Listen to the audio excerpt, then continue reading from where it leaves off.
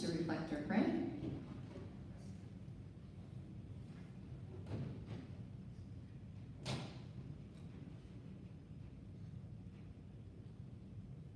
Okay, our flag salute today is by Liz Barfield, and four-way test is Rob Anger. Please join me in the pledge of allegiance. I pledge allegiance to the flag of the United States of America and to the republic for which it stands, one nation under God, indivisible, with liberty and justice for all. Please join me in the four-way test. This is the Truth is it fair to all concerned? Will it build goodwill and better friendships? Will it be beneficial to all concerned? Will it be fun? It should be fun, right? Okay, just a reminder that we do record for our YouTube channel, so smile. And you can always watch that at our YouTube channel, Norman Rotary Club. We have several guests today. I'll first introduce Chris Wilson. There you are. I wasn't sure where you sat. Come on, sorry. I should have given you a little bit of a heads up. He's chewing, he's transferring, he's a former member of 29. You got enough? Okay. Okay, Chris Wilson just moved to Norman in March. I am CEO of a kind of AI sim analysis company based out of Washington, D.C. Growing it from here, but all my staff is in D.C., so I'm not sure that yeah, excited to get involved in the community. We just got here a little while ago and trying to do as much as we can to become active members. And Joe Good has a guest.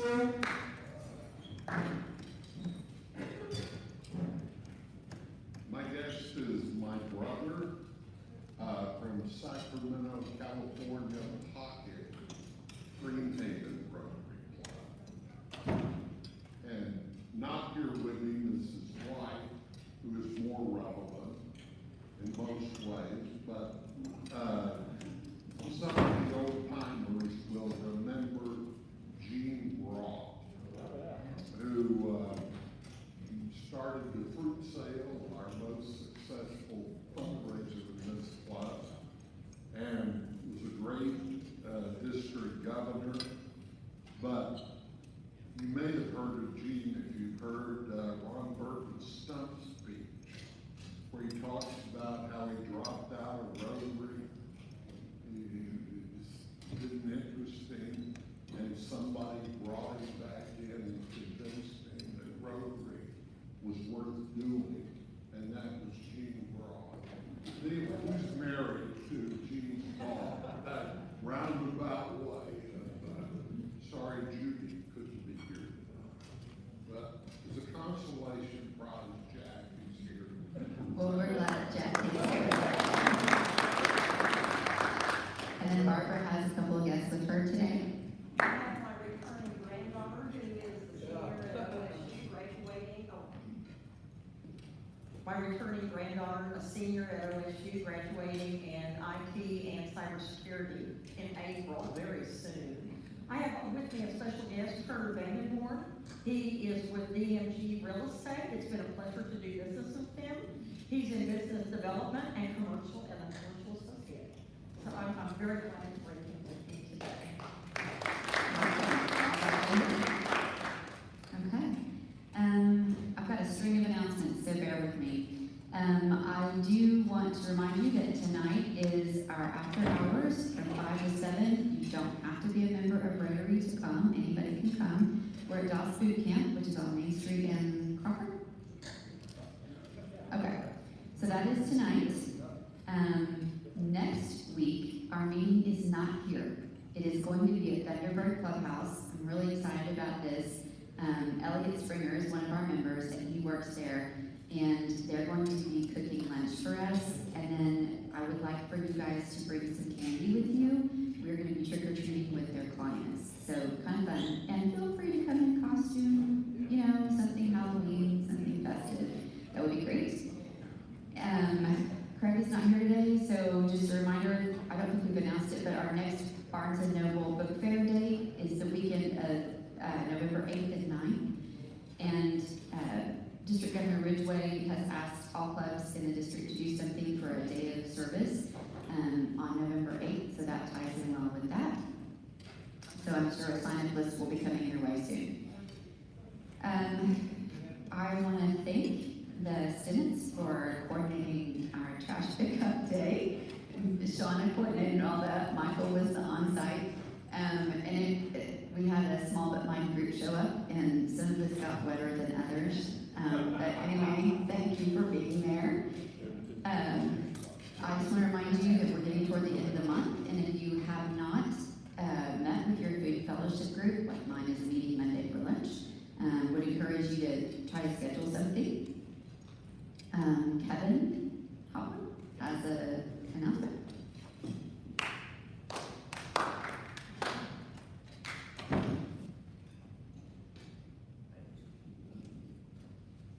Yeah, so Legacy Rotary is having their tailgate watch party. Here to just kind of, so we can support them. November 1st is First Tennessee game time. It's not been announced yet. They'll be there 2 hours before game time. I've been to the last two. They're fun. Kyle has been there. I want a lot of money from us. So the rumor is that the execs in the Legacy Rotary aren't going to sell you any raffle tickets or anything like that because you won too much.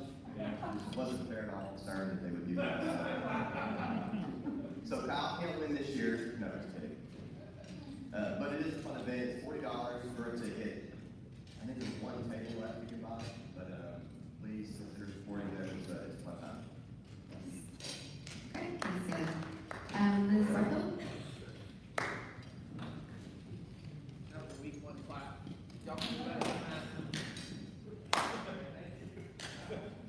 The weakest. I am up here to tell you, a lot of you know that my dear friend Michael Story, who's in our club, has not been here very much because he is deployed to with the Army National Guard to DC. And when he had to leave in August to go there, he thought he was going to be there 4 to 5 weeks, and now he won't be home before December 31st. So I am flying out to go see him in November 4th through the 8th to go visit and try to help his morale. It's been really hard there. And he is working overnight and working in the command center, leading his team of troops out that are going to protect DC every day.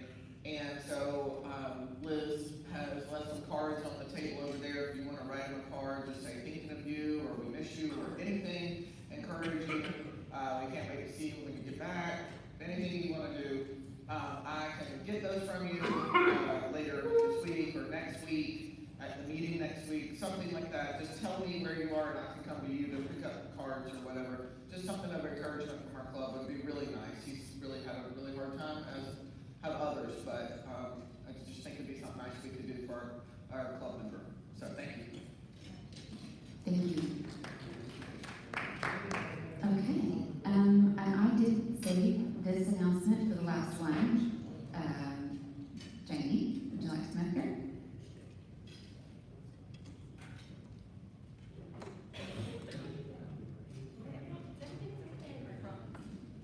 So we officially were able to give out our dollars from Latour Devin on Monday night. We were able to present a check for $45,500 to Bridges. Which is incredible. And all of our clubs also got their checks. So each of the Norman Rotary clubs received $11,379.70. Because we do like that. So this is our official presentation. Yay! That's amazing, great job, the Tour de team. I knew that was coming.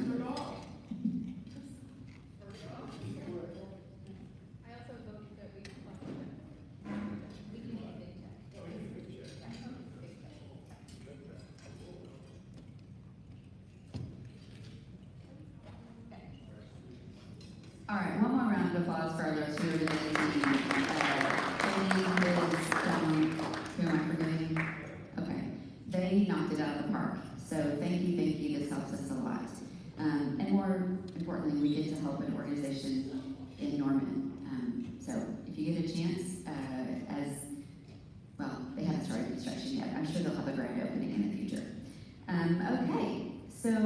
did I forget any announcements, any visitors, anything I should have said? Okay. Barbara, I'm gonna call you up here. I'm not gonna necessarily read an intro bio for you, but let you talk about your story and why it is important to you. Today is our Polio Plus presentation, and Barbara has worked diligently getting this together, and I'm excited to hear what she has to say.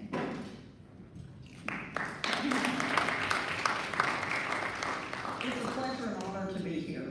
What attracted, I didn't get to do my red badge thing, I was during the COVID era. What attracted me to Rotary, number one, I must confess, I got to help with the exchange students. And that was before I was even a Rotary member, and that was a lot of fun. And my daughter and son-in-law hosted 2 of them. But looking, I'm in love with public health, and if you wave public health close to me, I'm like immediately attracted.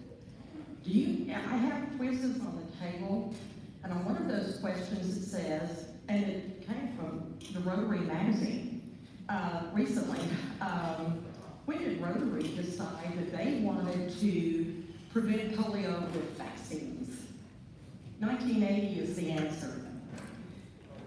When did, and I have this written down, it is the worldwide initiative to eradicate polio through vaccine. When did that happen?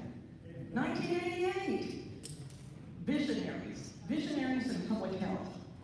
Now, this is where I'm coming from. I'm originally from Oklahoma, was a military brat for 2 years living in France. So that's why I like the students, so some of them work in France, I can speak a little French. And Jackie kept saying, now Barbara, they're here to learn English. I'll just have some fun with them. But anyway, excuse me. Lived in France for 2 years in Châteauroux, which was Chasse Air Force Base. Went to OU, got a degree in nursing, got a master's degree in community health nursing, and postgraduate work as a family nurse practitioner. So that kind of, and I taught at OU for 4.5 years in the nurse practitioner program. Love it. I don't like hospitals, that's not the place for me. I love the community. So I was just impressed with Rotary's community, excuse me, locally and across the world. Amazing, absolutely visionary. Excuse me. Polio Plus Society, okay. It's not a Rotary international effort. We're going to see this reflected today. You've got a speaker from the Rotary group. It is every individual Rotary group's effort. And it says that the district initiative, thousands of Rotarians in hundreds of districts support Rotary International to end polio. See the $3? Well, if you give $1 today, we all know these are uncertain economic times, and I know it. My budget is like a roller coaster. Either I'm like, oh my gosh, I don't know if I can go up much higher, and then all of a sudden, nothing, and it's a drain. And so, even if you give $1, it will be matched by Gates Foundation. So you have immunized one child. Now, you know what? You're thinking, that's no big deal. Immunize one kid, doesn't make a difference. Oh, it does. Because you don't know if that hits the link to spreading polio to several other children, okay?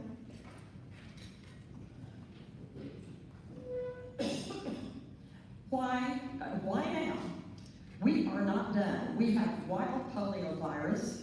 I have the latest statistics. They were supposed to update them today. They have not. They're from last week. And the interesting thing about this week's statistics, oh, you've heard about Afghanistan, Pakistan. Do you know where it popped up? Wild polio virus in Laos by Vietnam. Far, far away from Afghanistan and Pakistan.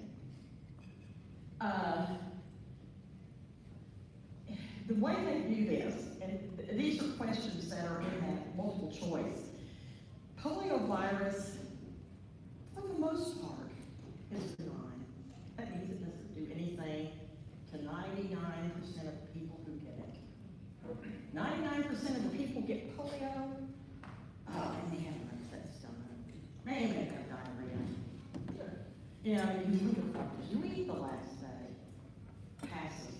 Maybe a little fever, you know, I think it's a 24-hour flu, whatever. 1% who are infected by wild polio virus get paralysis. 1%. Now, I'm sure you've heard of the second thing up there. Those are vaccine-caused polio cases. And if you look on your multiple choice question, there's one there. How many people who are vaccinated with that vaccine get polio? It's like 1 in 2.4 million or 2.6 million. As you can see, the vaccine is safer than gambling with polio. It's, for the most part, pretty safe to gamble with, except if you're the 1 in 100. The other thing you have to know is if you have one case, that means there's 100 other people running around, and until they have shed the virus, they can spread it. So, okay. 43 million children vaccinated in 39 countries in 2017. Another question on there is, they very often select the oral polio virus vaccine to give for a variety of different reasons. You do not have to be good at giving shots, okay? IPV, inactivated vaccine, is a shot. And you have to have some sort of training to do that to be effective. You can drop a couple of drops in kids' mouths, you know, pretty easily. The other thing that wild polio, vaccine does, the oral polio, is it seems to confer a greater degree of immunity much more quickly. You're actually infecting them with an attenuated, that means altered, form of the live virus that will not cause paralysis.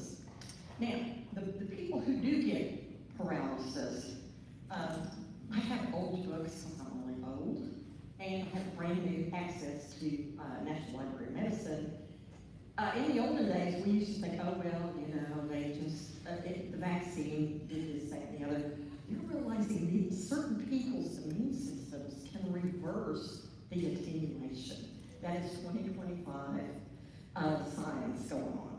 And they're exploring it. They're also exploring a new way to make the vaccine so it's not, they don't preserve the virus in formalin. I think everybody is concerned about formaldehyde, right?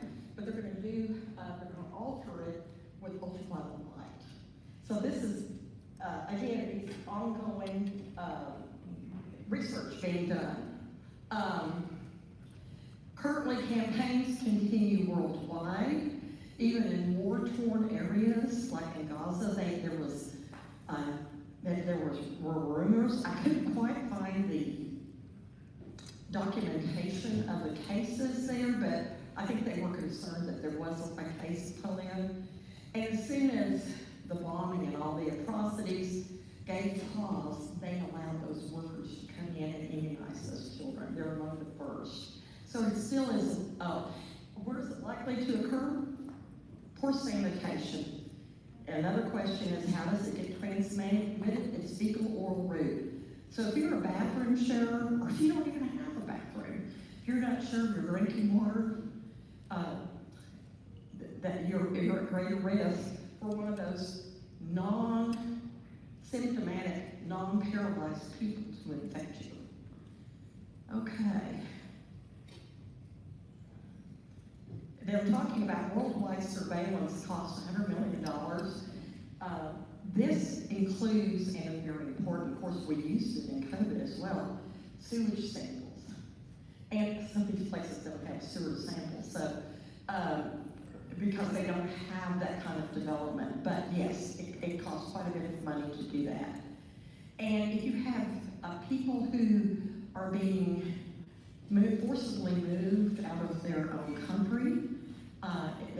There's a number there, 125 million displaced people globally.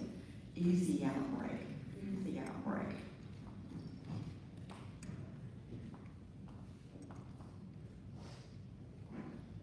This shows you the distribution of the polio cases now.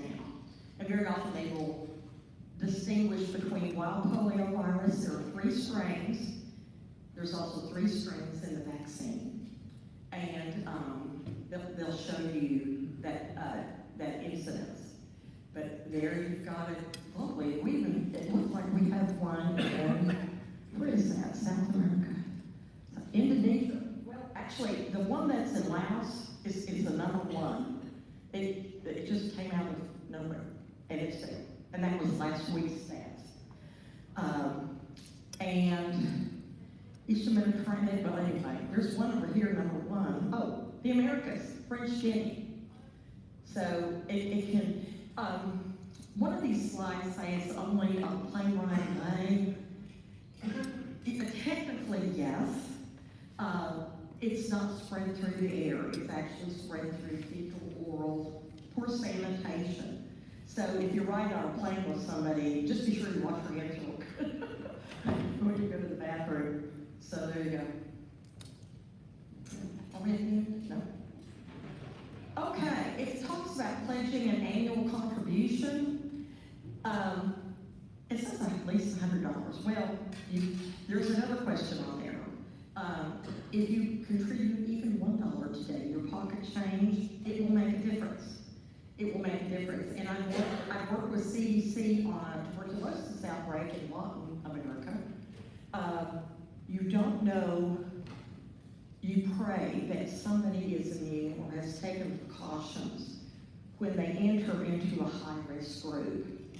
And your vaccine, the one that you get with your pocket change today, that may be given to the person that will be introduced to a high-risk group and cause the spread.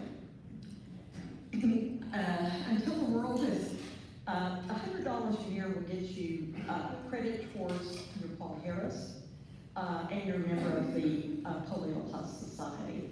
So that gets you more, but anything in between or even more will be great. It says, until the world is declared polio-free. Yeah. You know, my son was in Denver, his whole family together, we drove up there, we're listening to podcasts.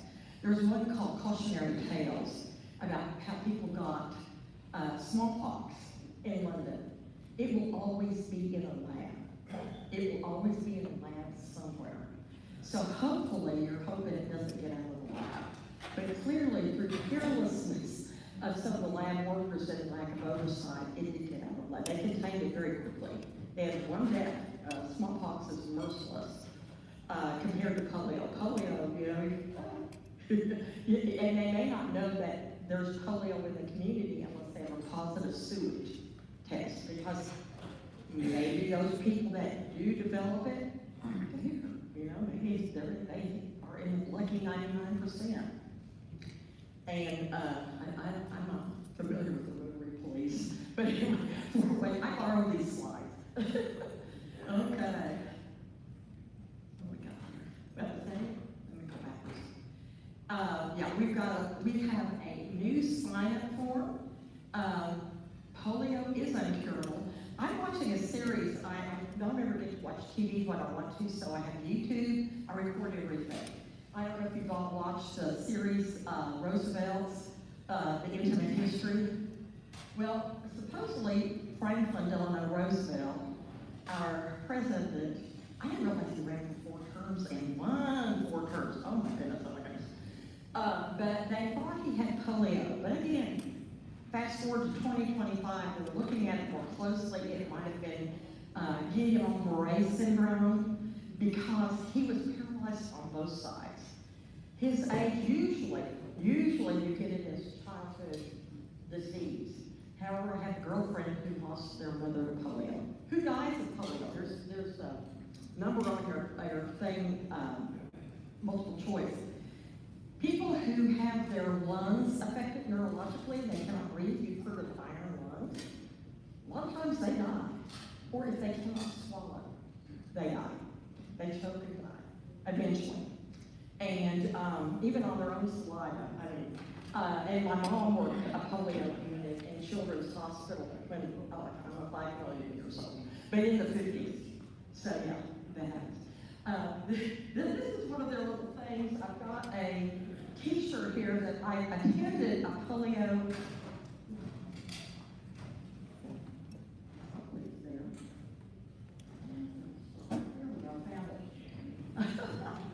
Polio Plus T-shirt. If you're into T-shirts, I'm not selling it. This is, but here we go. Any questions at all? What was that thing you said about attenuation of the immune system? Actually, it's people with some immunocompromised scenario genetically. Is that what you're saying? That some with You the said something about that. attenuation just means they've So, in the immune system. Evidently, there are some people who are genetically, and it's in the 2020. I've got the articles here too.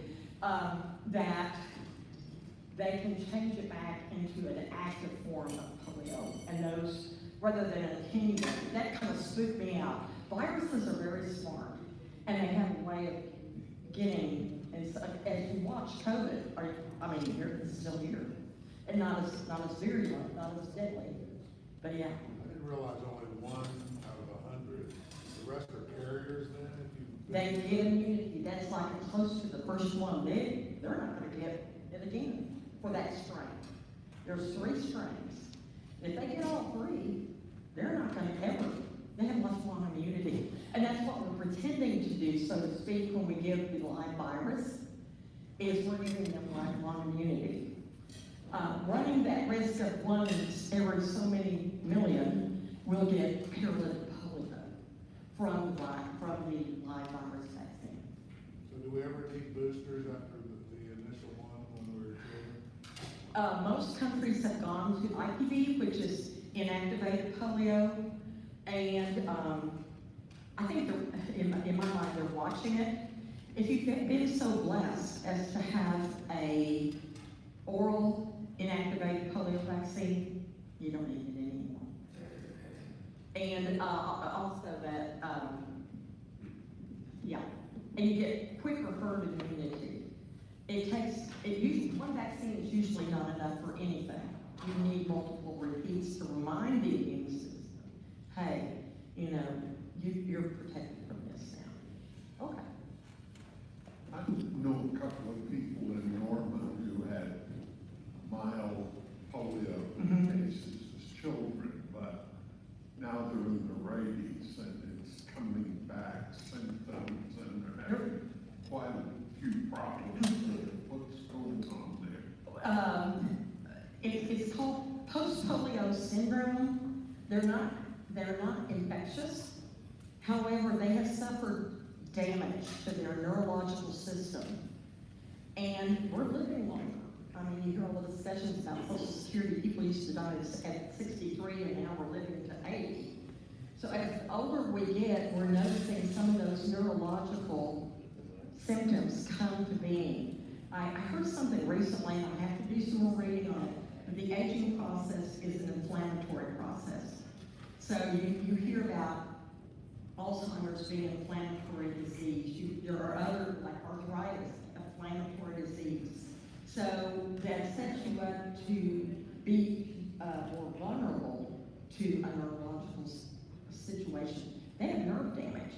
And evidently with time and perhaps with inflammation of aging, they get those symptoms. And it's new because we didn't live this long. It's not that it is new, it's just we're living longer, we're seeing what happens to people who live longer.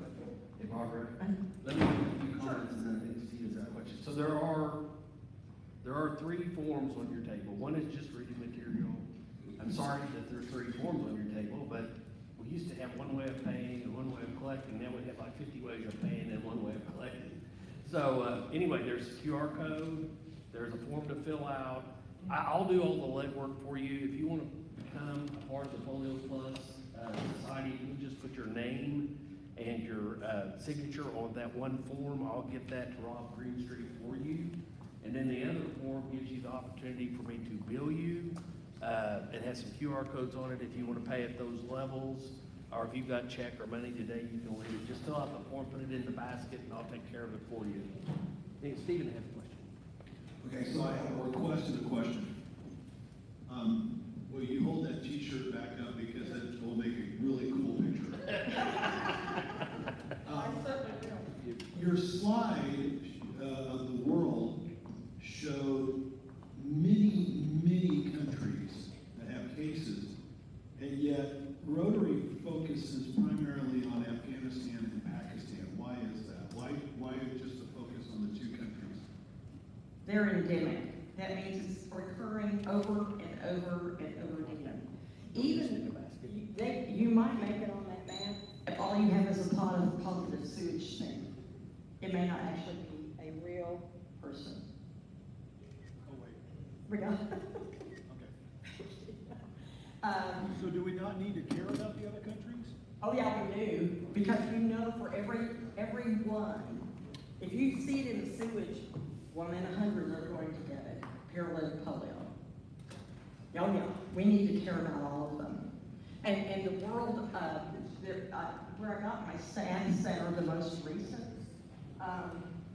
they're looking at all, they make these maps and they survey all of these. Well, a few years ago, we declared Africa free, and yet that's pretty red. Oh, it is. And I'll briefly read you the October last Thursdays. That's fine. Afghanistan, we had one new wild virus. This year so far, we've had 7 wild viruses. That means these people have paralytic polio. Last year, there was a total of 25. This is from Polio Global Eradication Initiative, of which Rotary is part. So they did not do an environmental report. That means in the last week, they did not conduct a sewage sample. Pakistan, they had no wild polio viruses, 29 cases to date. In 2024, they had 74. So that means there's a lot of people who have been infected probably by wild viruses, unimmunized. Algeria, this week, no wild polio viruses and no vaccine transmittable. And in Angola, they had 1 vaccine transmittable disease last week. They had 12 cases reported so far in 2025. This Laos, or Lao People's Republic, 1 vaccine reported this week. And it's considered a new emergence, so that's a surprise to us. In Nigeria, 2 vaccine reported in the last week and 2 positive environmental tests. Yeah, kind of a little bit with the head of we're worried about these other countries. We do these Rotary and people do these big vaccinations in Pakistan or whatever. We did one a few years ago at the mall where we vaccinated people.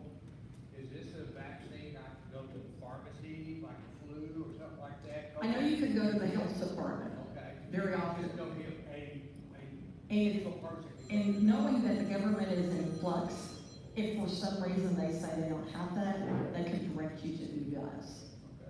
But I would. I've also vaccinated missionaries and I explained the risk. The health department is big on risk and benefits. If you take this oral they were leaving like in 2 weeks. That is not enough time for your body to build immunity for the inactivated vaccine. So we had to give them 5. And I explained to them, caution with all toileting and sanitary techniques, because you could give it to people. They said, well, we don't do that. We can do that to them. I thought, oh, you can go, but the United States may not let you back in if you've come from an area and you're not currently vaccinated.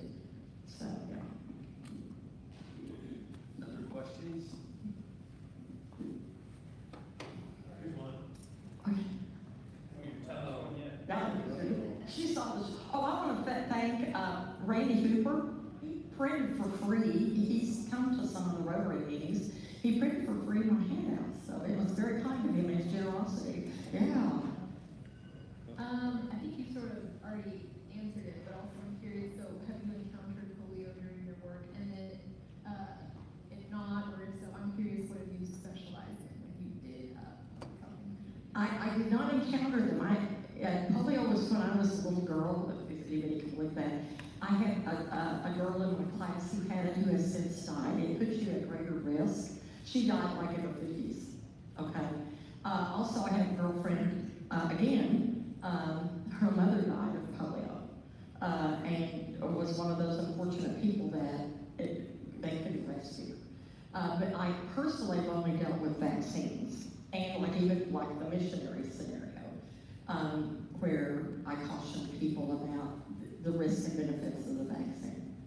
A comment and then a question. A couple of people have hit me up. The baskets on the table are where you can leave cash donation, check donation, QR code. Tell me to do whatever you need to do. There's forms, and then the baskets is where you need to leave. You talked about the species to future victim pathway. I know for some diseases that includes flies and food. Does this have to be through water or direct contact, or can it be through these other F diagram pathways? First time I got to go to the swimming pool as a little girl was at 7. I have a slight phobia of swimming pools. Why? They closed all the swimming pools. Recently, I talked to an epidemiologist, and the biggest concern are splash pads. It's in water, but it's not really in food. It's also in pharyngeal excretions, that means saliva, not as much as sewage or fecal matter. But yeah. Not in food, not in flies. It really is pretty benign, but if you are so unfortunate to get it, it's quite dramatic. Very punishing. One more?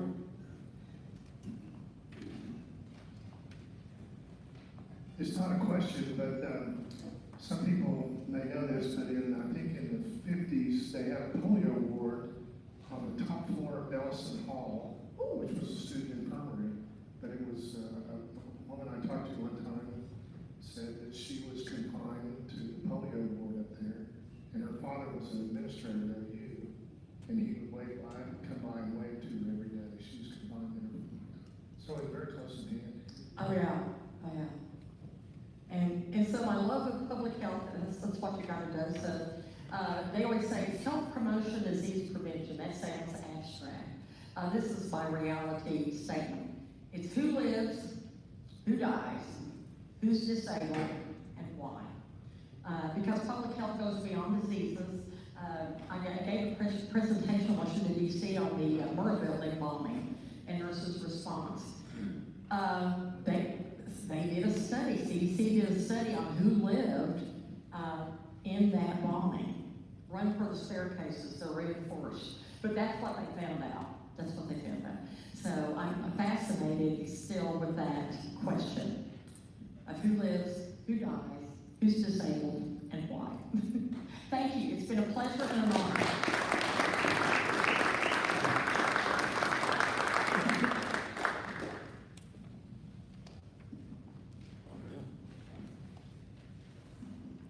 Great job, Barbara. Thank you. I know you put a lot of time and effort into this presentation today. Let's give her one more round of applause. Okay.